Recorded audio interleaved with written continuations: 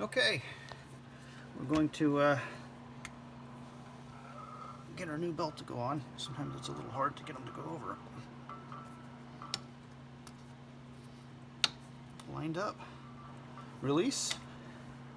There we go. I think I got that on right. All the rib stuff is engaged on the rib stuff. All the flat stuff is on the flat stuff. I got it around every cog. Yep. All right. Grab this 10mm socket, 1/4 inch. I can just come in and snug these up. It's going to turn on me a little bit.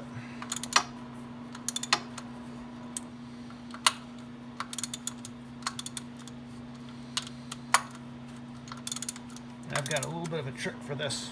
When you got a whirly whirl that keeps whirling on you, you can take a screwdriver with a little bit of leverage. Looking for my longest one. That'll work just fine. A lot of times you can lock in on a spot and keep it from turning while you're trying to tighten. See if I can get that to lock in there. There we go. And these you want them to be good and snug because you don't want them flying off. All right, we got that one. We'll come back over here. I can torque up on this right here. That. Oop.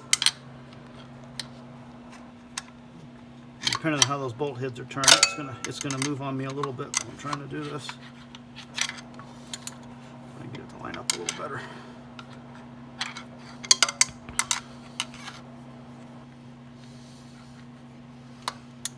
Maybe I can actually just lock it on the socket. Yeah, it keeps sliding off on me. I'll get it here. There. Oh yeah, that felt good. Good one. That felt good. Nice. Just stepping right out there just to grab me. Good one. All right. That's enough of that. Bastard. Okay. Different plan of attack. There's enough room for a strap wrench. So we'll just, oh yeah, we'll just strap on it. Oh yeah. We just needed the strap on, that's all.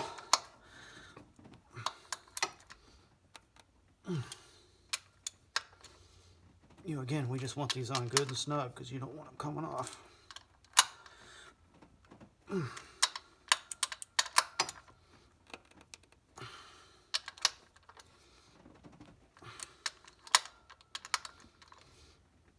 You know, probably when we had this on the workbench. Oh, you know what though? You can't, that's right, you can't put the water pump on with the pulley on because then you don't have access to the fastener. Because say a smart thing to do would have been to put that back on with an impact wrench on the bench, but that wouldn't have worked out either. All right, that worked. Got it. Just a little less skin on my knuckles. Moses. Hey, just a quick look at the old gasket. You can see the Ford emblem punched into it, so I'm going to say this was an original gasket that's been on the car since it was new in 2000. You can see how the gasket was just breaking away here. All the plastic was breaking off. It's broken in half right here. You can see where it's broken right there as well. So that was just coming apart. And you can see around the oil ports, as soaked as this was, this had been leaking a long time, and it was like losing a lot of oil. All right, let's see if we can get it loose. I mean, my body's going off the ground. Yeah. I would say who's the idiot that put it so tight, but I was the last one that did the oil on it. So I'm the idiot that did this. Yeah, it's pretty tight. Bang it with your hand, that'll crack it loose.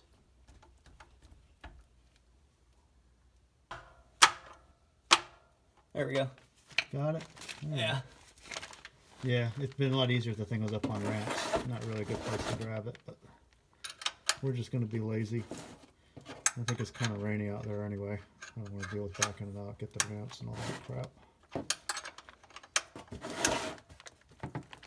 We're just changing on the oil because we had that oil filter adapter off, and I know anytime you do that, even though we drain the coolant out, we didn't drain the block, but just a little bit of coolant's going to come out and get down into those holes. It probably just runs into the pan mostly. But might have been smarter to start up and run it for a little bit and then drain it. But the little bit they got in there, I don't think it makes a whole lot of difference either way. Actually, that was a little dirtier than I thought it would be too. Not a drop on my hands. Nice. All right, we'll get that drained out, then we'll fill her up, top off the coolant, and then we'll be ready to start it up and check for leaks. All right, we got this grubby K&N air filter, and it looks like it's like plugged up to the screen almost, which is when they say you're supposed to clean it. It's actually supposed to be red in color. I'm not a huge fan of these oil cotton gauze filter things, but I'm going to say it's probably been, well, I think we bought the car 5 years ago, so it's been 5 years since it's been cleaned, and I know the car's driven on a lot of dirt roads. So, yeah, how many miles? I think she's only put 20,000 miles on the car since we bought it. Is that about right? I think she put 40. Oh, that many? Okay. And I guess they're talking like every 40 to 50,000. So it's definitely due. So we went to O'Reilly's last night and we bought the K&N air filter oil, and it's red. So I guess you spray that on after you clean on it. And this is the K&N cotton air filter cleaner. So you're supposed to spray it inside and out, let it sit for a minimum of 10 minutes, and then rinse it from the inside out with a low pressure. So you don't want to use it like a hose nozzle. I think you just want to use a garden hose and then just kind of just spritz it out until you get it clean. It might take a couple of shots, but we'll see how it goes. And then you're supposed to let it air dry until you put the oil on. And it's raining outside, so I guess we'll bring it in here with the heater on. Maybe the dry air will help clean it out, but we won't have to drive the car for several days, so we'll let's go ahead and just get cracking on this. We'll let Austin take it off.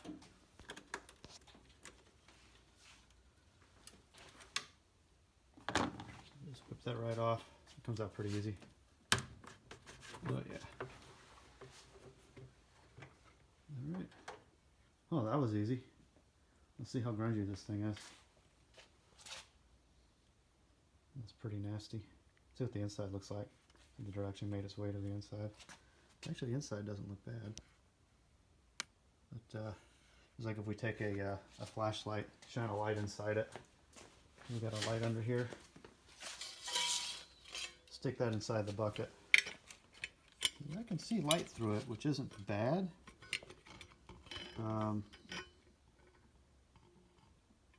There's a little bug. Sorry, guy. I'd say it's not terrible, but it certainly wouldn't hurt to clean it. May as well do it now. Okay.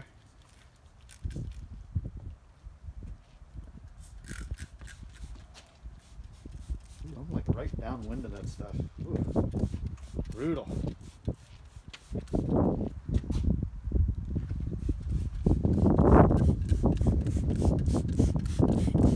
Yeah, just give it a good soaking. Just give it a good liquid coat. Just keep going over it. I took that down real good. All up and down. Yeah, that looks fine. Looks like it's already starting to work its magic. It must be pretty potent stuff.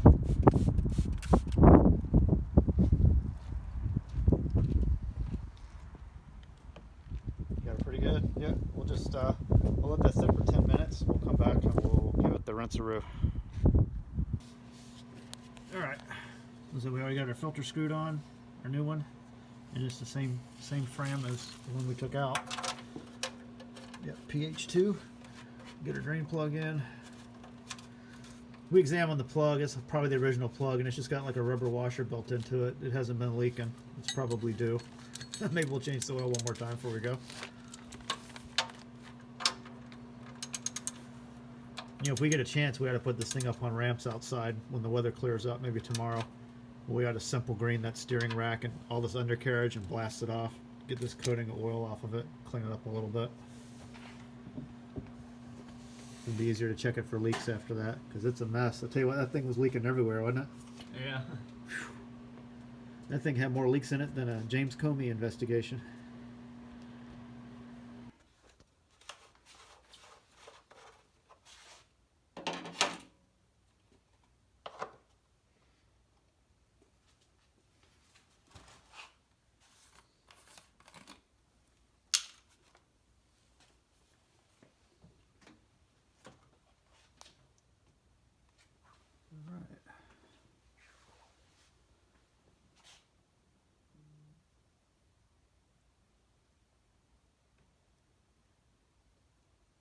We're running the Castrol GTX 20W50 flavor. Yeah.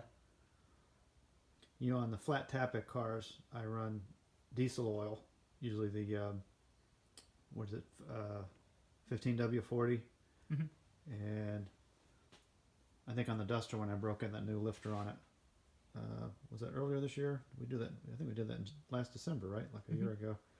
We broke that in with Castrol GTX racing oil, which they don't list what the ZDDP levels are on the bottle, but somebody had done an oil analysis on it, and it was pretty hardy, probably more hardy than the Wally World SuperTech diesel oil that we buy. But for just a run-of-the-mill tappet engine, if you're not running high spring pressures and anything wild, I think almost running anybody's diesel oil is probably better than just running conventional gasoline engine motor oil.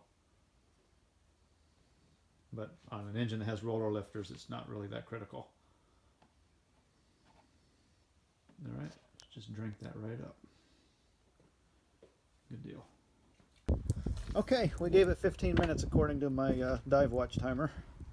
So Austin's just going to gently rinse this out. We got real low pressure here, so we're not blasting it with a garden hose. We're just going to just run it out. Yep.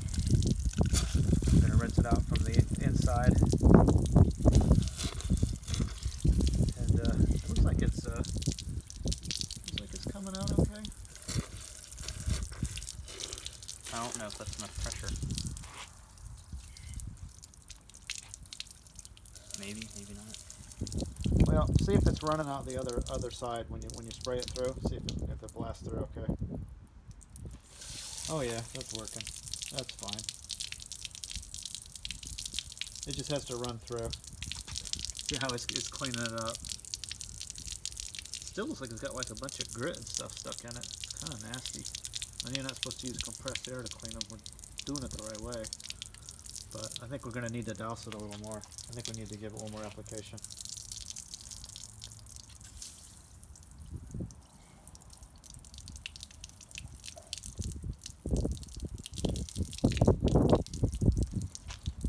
Get a look at it here, see how it's...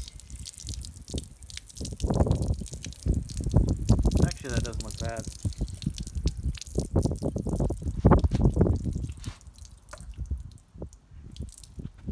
Get a look at it here. Looks like that cleaned it out. Yeah, let's hit it one more time. May as well. That thing has not been clean for like forever, maybe ever. You know, and I don't think it was clean when we got it. No, it was black when we got it. Yeah, for all I know, the thing could have what? Could have 70,000 miles on it, for all we know, right? Yeah.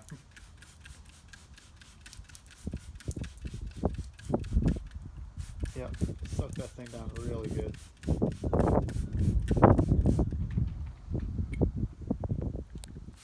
Yeah, just keep hitting it. Yeah.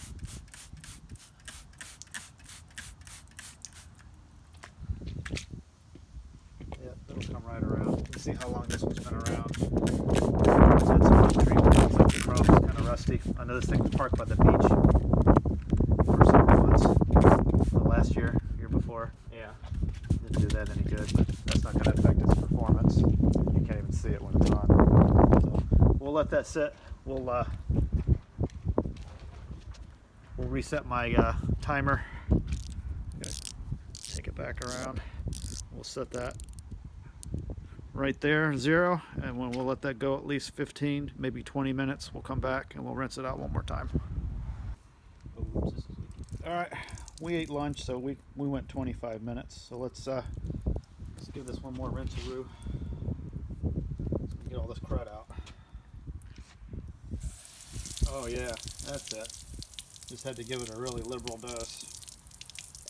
Yeah, that's cleaning it out. Yeah, look at all that dirt coming out now. Nasty. So much easier just to replace a paper one and put it in. I'll tell you, on all our airbox cars that have stock airboxes, I easily go 50,000 miles in between air filter changes, but we don't really go off road. We're on pavement. But I know the airbox on the Honda Odyssey and both the Nissan Maxima, I think both of them have 50,000 miles on them, and they're still clean. You can see life through them perfectly. So I don't know, this open element stuff with the oil crap on it, it just seems like it's just a high maintenance item, more maintenance than I want to deal with. So, and for the claimed 3 to 5 horsepower it gets on a dyno, which is almost the variance between dyno runs. I wonder how much of that 3 horsepower goes off after the first 10,000 miles, when all that oil-soaked gauze gets full of dirt. And again, I'm just guessing. I don't know. You know, I don't design this stuff. I'm not a scientist, so I'm not really hating on it. But oh, that just cleaned that right up, didn't it?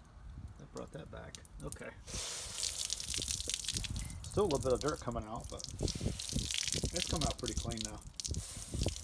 Yeah. And again, we're using a hose nozzle, but we got really low pressure here, so it's just, you know, it's just about like just letting it, you know, run out with the hose. There's hardly any pressure on that. It's coming out very light pressure.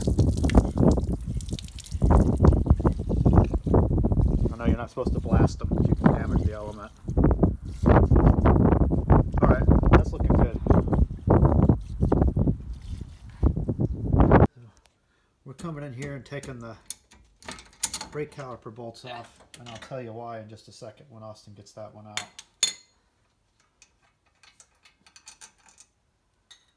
Alright, just looking at that one, you can see it's got a little bit of Loctite on it, probably from the factory, the red Loctite.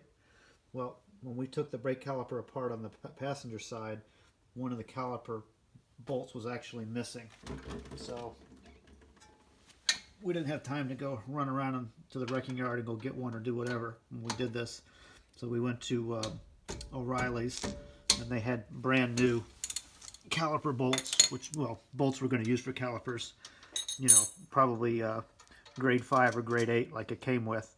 And the only difference is the head is 1 metric size larger. I think the standard one, I think, is a 12, and the replacement one is a 13. And so instead of having 2 oddball size, obviously I replaced both on the passenger side, but rather than having, you know, 2 oddball sizes, which would be aggravating for someone else to work on the car, we're going to go ahead and replace the 2 good ones on this side, and we're going to put a little red Loctite on the new ones as well, and use these with the socket head 13 size, so that way they're the same size from side to side, just, you know, just to keep it you know, keep the aggravation level down for the next person that has to do a pad change. Alright, just going all the way around. I know the directions say not to let the plastic touch the metal or something, but I honestly don't see what it hurts. We're just going to we'll wipe the tip of this off before we put the plastic back on. That's good. We just want to smear it on there. You know, they call this stuff permanent, but if you have an impact wrench or if you just have to heat the bolt up just a little bit to release it, it's fine. So we'll go ahead and stick this in. Yeah. Oh, this caliper moved on me. There we go. Just get it started. There we go. It's going in. Yep, good deal. All right, we'll just take our 16, get that in there, get it lined up like that. Come down here.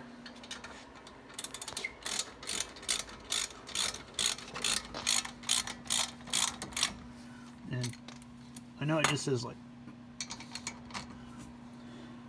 25 foot-pounds should get it. I've got a good feel for this. I'll just come in and pull on it. This is a big wrench. We just don't want these to back out. All right, done deal.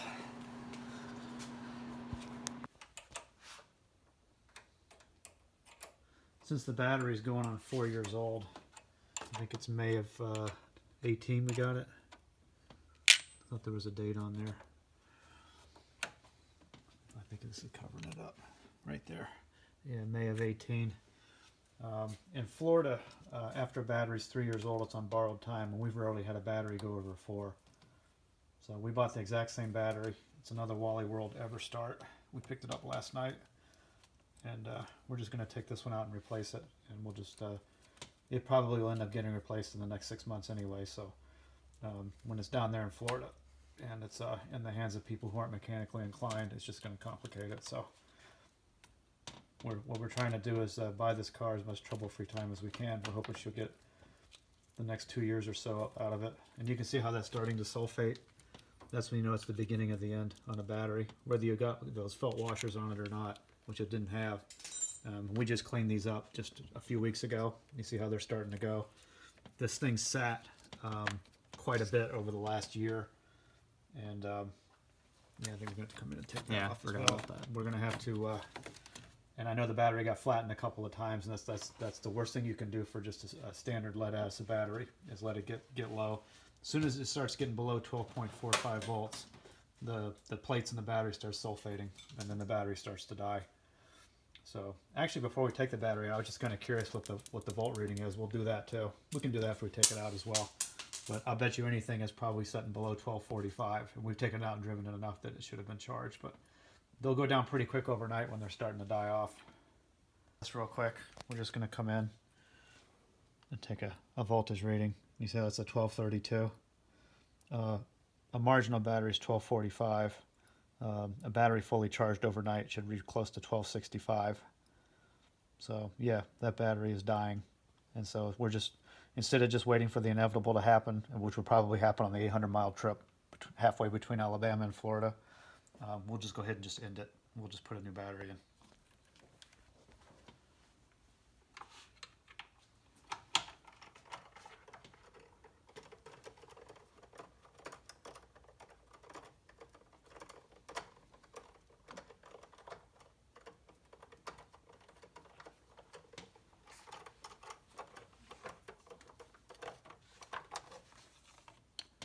There we go.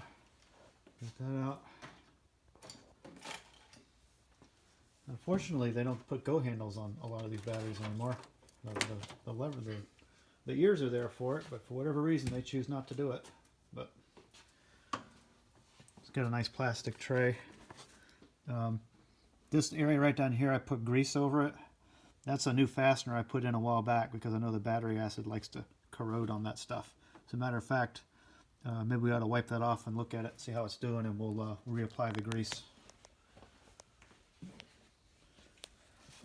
I had a real hard time getting this fastener out last time. So I did put a stainless one in, I forgot about that. Yep.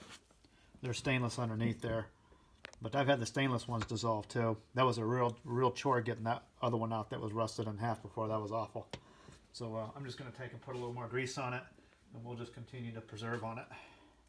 All right, now that we know that we still got plenty of fastener left, we're going to go back and preserve on this some more.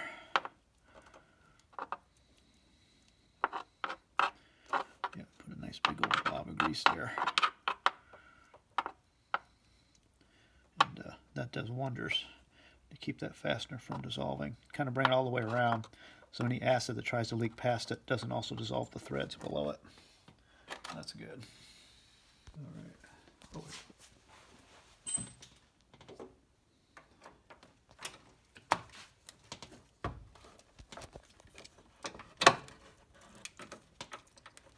Oh, sorry. There we go. Got it. Good deal. Oh, we got it stuck on something, huh? What are we hung up on? Hung up on. No. Yeah, watch your fingers. There we go. Sure be nice if it had a go handle. Yeah, it makes that really irritating. All right, I guess just pull the cap off, and then we got to get our battery terminal cleaner thingy. And also, while you're over there, reach up underneath that Wix filter box, and there's a pack of those black felt washers sitting on top of the nuts and bolts tray. Grab that. All right. And then we'll open up in here. We got one of these dealios. All right.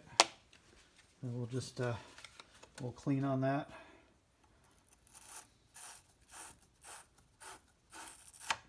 There we go. Those terminals don't look like they're in the greatest shape either. We can clean on those a little bit as well.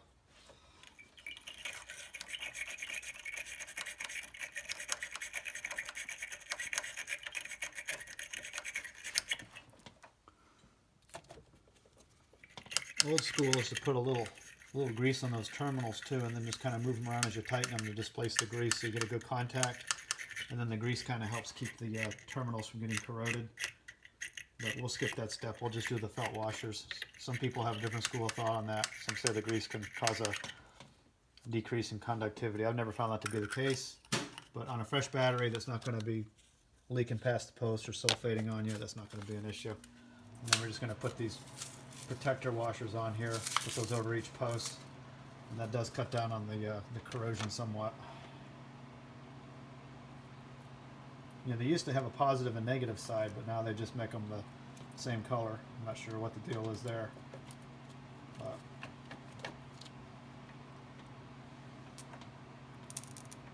zap.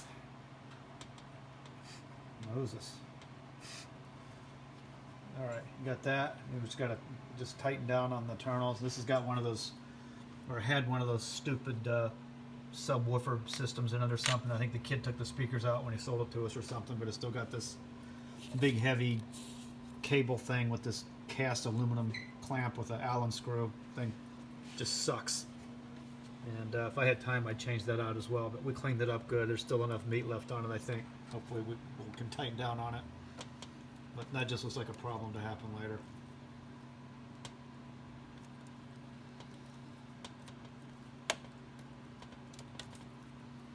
Did it skip on you, or is it still tightening okay? No, the tool gets stuck on the battery.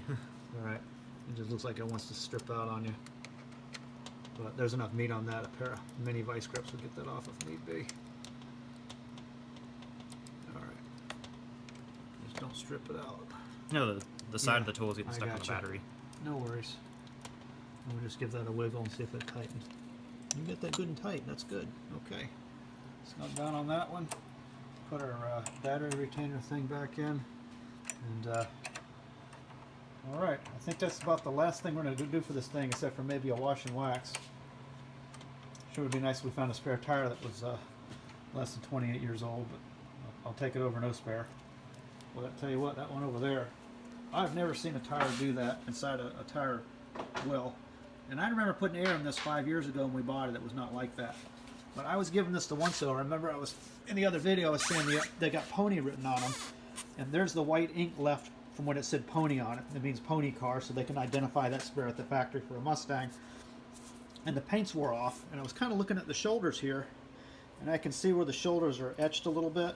So this spare had been used briefly. You can see some little marks here too where it had contact. It was probably on the front. It was probably doing steering, but there's a spot over here where I can see there's a crack in the tread. I don't know how, right here, just out from where this came apart. So I was reading up on this stuff, and when they try to test tires for aging problems, they actually cook them in ovens for hours and hours and hours to simulate the aging, because I guess extreme heat dries these things out. And I think it looks like to me what happened is this rubber got so hard and dry, it started delaminating from the radial belts. If you look at these belts, you can see they go this way and that way. And if this was a cross-ply tire, they would actually go that way from bead to bead. But as you can see, because it's a radial, hence the term the radial, the cords go straight across from bead to bead. And then they cap the whole tire with these steel belted plies on top, which are very similar to what a cross-ply tire would be, except they would go from bead to bead.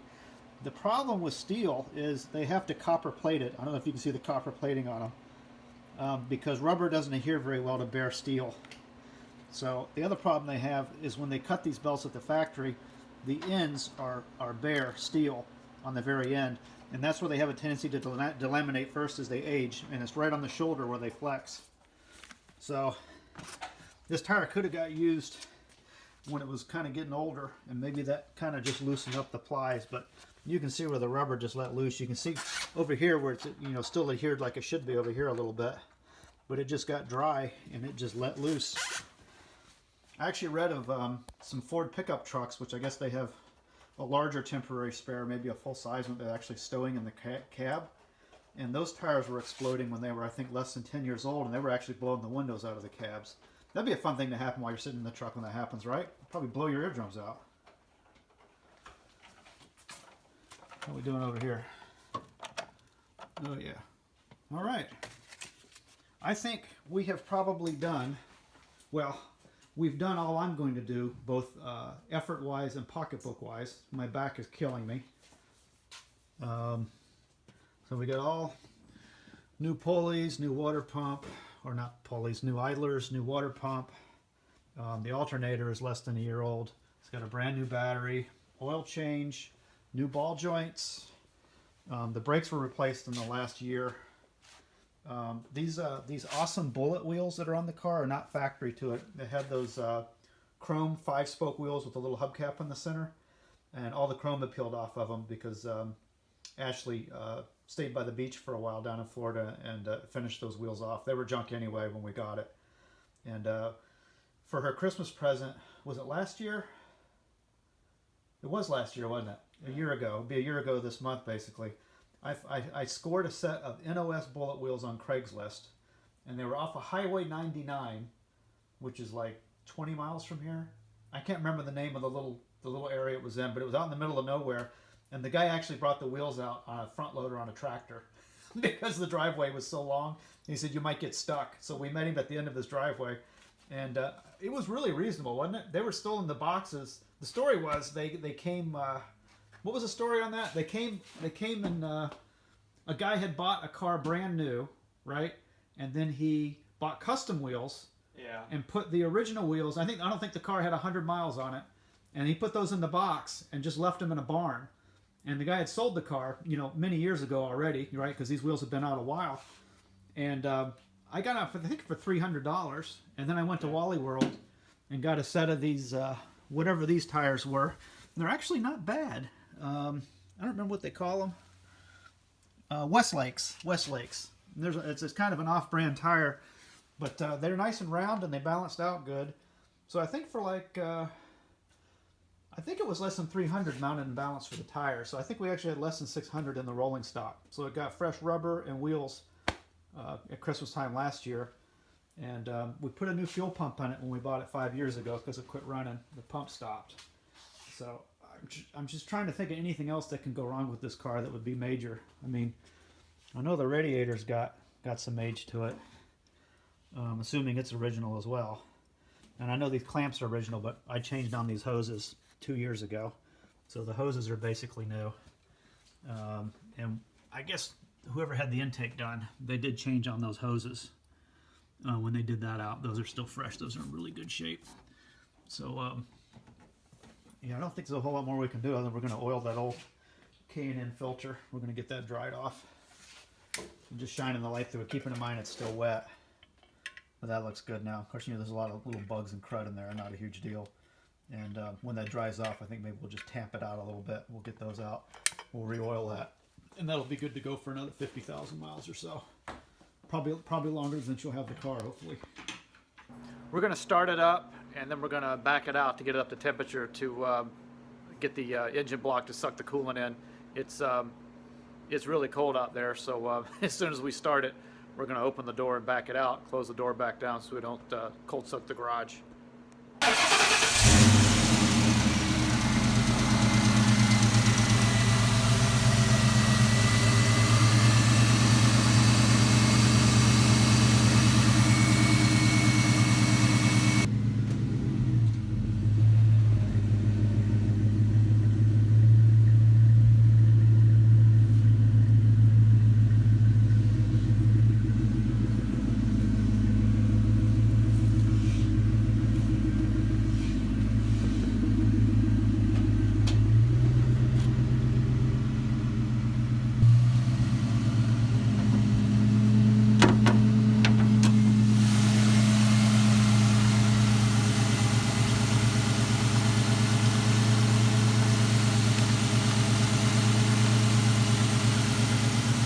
We'll just let this thing idle for about 15 minutes, and I know that level's going to come way down once the thermostat opens.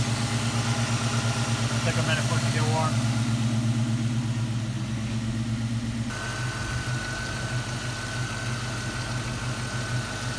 Okay, I can see the water level dropping. The thermostat's starting to open. Lighting's not the best out here. It gets dark early up here in North Alabama. We just had those all those tornadoes pass just north of us today.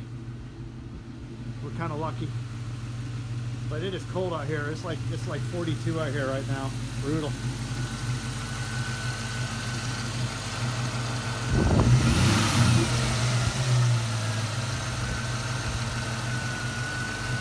Bring it up just a little. Huh? Just hold it up like bring it up another 500 RPM.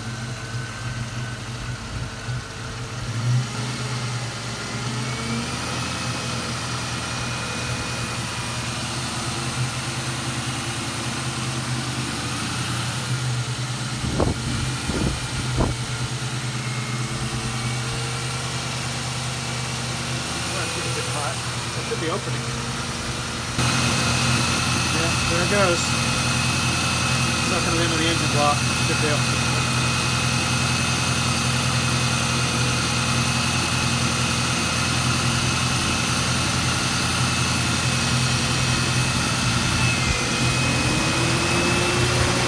There's the cooling fans.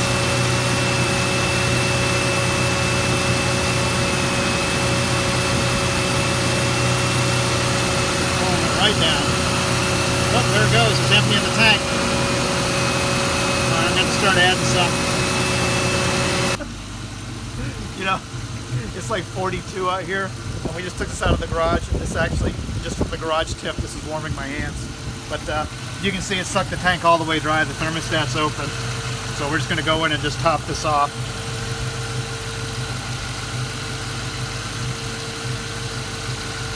Do it a little bit at a time. We don't want to shock it. But this is not really cold. If you look right into the hole, you can see top it off a little bit. Yeah. You can probably see to the side too. It's just below add. But we're just, she's sucking it down, so.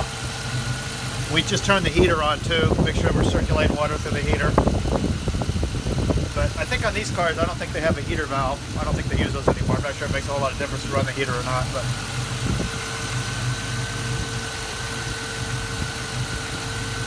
we'll just top off on it a little more.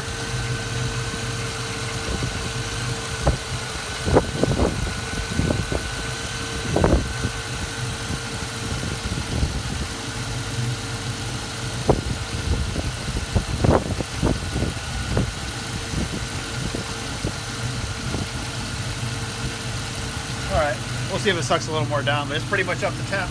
And just looking around, I don't see it leaking coolant anywhere. It's not leaking oil. It's doing all right. Look underneath the car. That look good. Don't see any coolant dripping anywhere. I think we're good.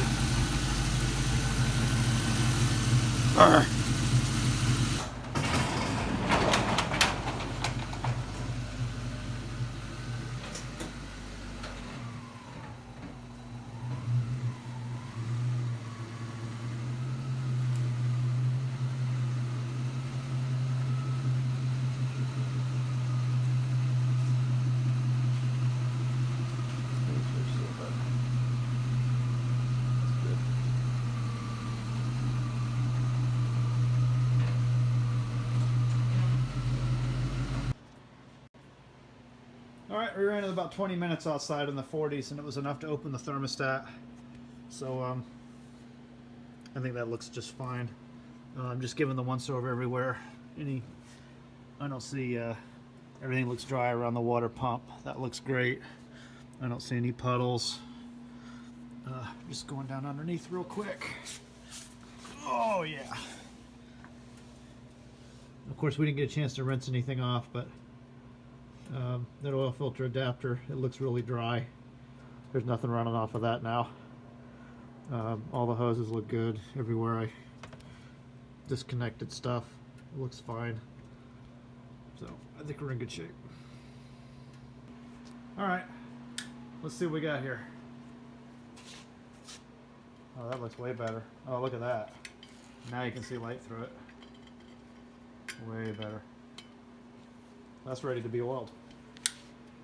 Good deal.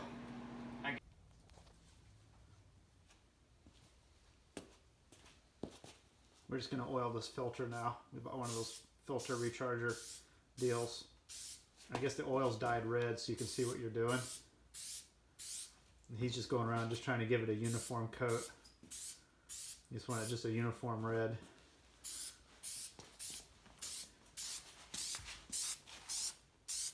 Yep. Just keep going over it. Just give it a nice reddish color. Yeah. That'll be fine. You can see the oil that pulled up on the chrome.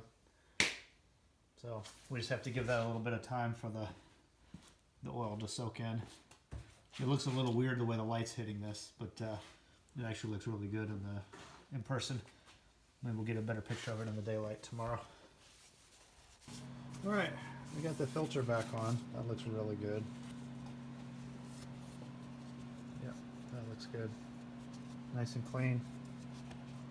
We're just giving it the once over again. Everything looks so good here. I don't see any leaks or drips anywhere. It's tight. So good. So I think we're just pretty well. I think we're there. I think now we're just down to maybe give it a wash and maybe a wax. I popped the cap off of this old caps off of this old battery. I don't know if you guys can see it or not. Kind of hard to see with the way the light's going, but. A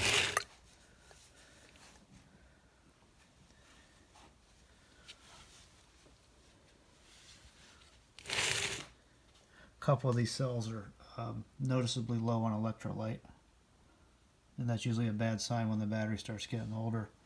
It starts burning off the electrolyte, and what you don't want is a dry cell. These two up here are actually pretty high.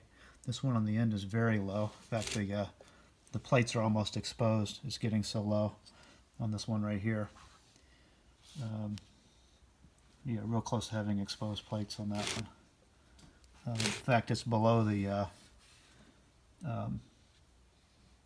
Yeah, it's real close to having exposed plates right there. And what you don't want is a dry cell, because what can happen is you can actually arc a spark inside the battery if you have one cell that's dry. And so the rest of the cells will be good enough that the battery will have some juice. And when you arc that spark inside that cell, the hydrogen gas is being produced by a low battery, can actually explode the battery case. We had that happen to this green Camaro over here, which, believe it or not, took best in class at an was it AAC, Antique Automobile Club, AACA meet in Vero Beach, Florida 12 years ago. This very car, exactly the way it sits. But years ago, it had a battery explode under the hood. And when we restored the car, we had to replace the whole core support, because where that acid had run down, it had actually completely dissolved the core support on that side where the battery goes, and actually damaged the fender well. We had to reconstruct the fender liner as well. So yeah, we've had that happen once. And I also had a battery explode in my face years ago when I was helping a guy jumpstart his '89 Mustang GT back when the cars were almost new.